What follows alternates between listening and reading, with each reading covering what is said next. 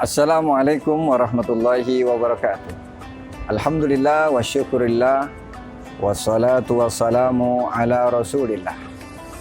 Kaum muslimin rahimakumullah, agama Islam sebagai agama yang rahmatan lil alamin adalah agama yang memadukan antara ajaran ketuhanan dan kemanusiaan, di mana dalam beragama kita tidak boleh mengedepankan salah satunya dan mengabaikan yang lainnya. Karena dengan melakukan salah satunya, hanya mengedepankan hablum minallah, mengabaikan hablum minan nas, berarti kita telah melakukan belahan dalam agama. Kaum muslimin rahimakumullah, hampir seluruh ajaran agama Islam mengandung nilai-nilai sosial, mulai dari sholat, zakat, puasa, dan haji. Kita ambil contoh misalnya ibadah puasa.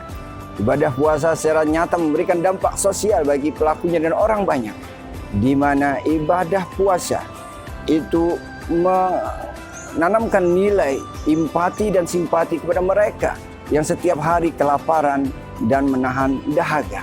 Di mana saat orang berpuasa, mereka diharuskan menahan rasa lapar dan haus. Kaum muslimin rahimakumullah, dan masih banyak lagi aspek sosial yang baik dari ibadah puasa. Lain daripada itu, selain ibadah puasa melahirkan pribadi yang soleh secara sosial, juga ia dapat menjadi terapi dan obat bagi penyakit sosial. Penyakit sosial yang menurut para sosiolog adalah gejala-gejala sosial yang dianggap sakit, mengganggu, berbahaya, tidak diharapkan dan merugikan orang banyak, seperti korupsi, narkotika, prostitusi, alkoholisme, dan lain sebagainya. Kaum muslimin rahimakumullah, bagaimana puasa atau ibadah puasa dapat menjadi terapi atau obat bagi penyakit sosial tersebut? Kita ketahui bersama bahwa salah satu nilai yang diajarkan oleh ibadah puasa adalah kejujuran. Seorang muslim yang taat mesti paham betul bahwa ketika dia berpuasa, maka tidak boleh dia memasukkan sesuatu apapun ke dalam tubuhnya walaupun dalam keadaan kesendirian.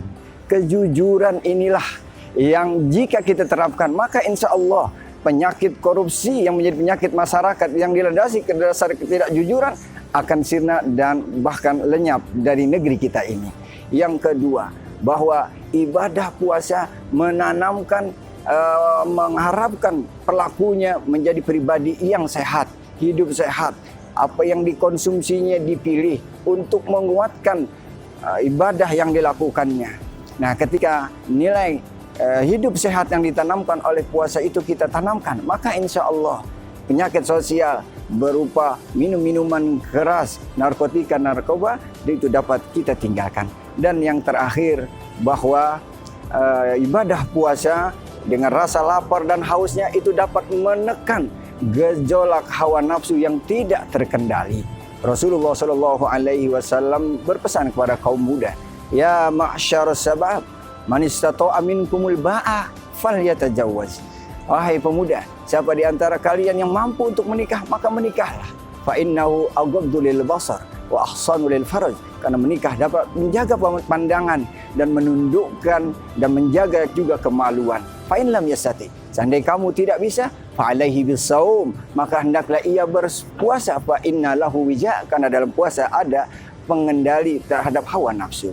Kaum muslimin rahimakumullah, Imam Al-Ghazali pernah berkata bahwa sumber maksiat adalah hawa nafsu dan bahan bakar hawa nafsu adalah makanan. Ketika makanan kita kurangi, kalau bahan bakar hawa nafsu itu kita kurangi, maka lambat laun, sedikit demi sedikit hawa nafsu itu akan redup dan kita harapkan enyah dari diri kita. Dan jika ini kita lakukan, maka insya Allah budaya atau penyakit masyarakat yang namanya prostitusi akan hilang dari negeri ini. Terima kasih. Demikian yang dapat saya sampaikan. Assalamualaikum warahmatullahi wabarakatuh.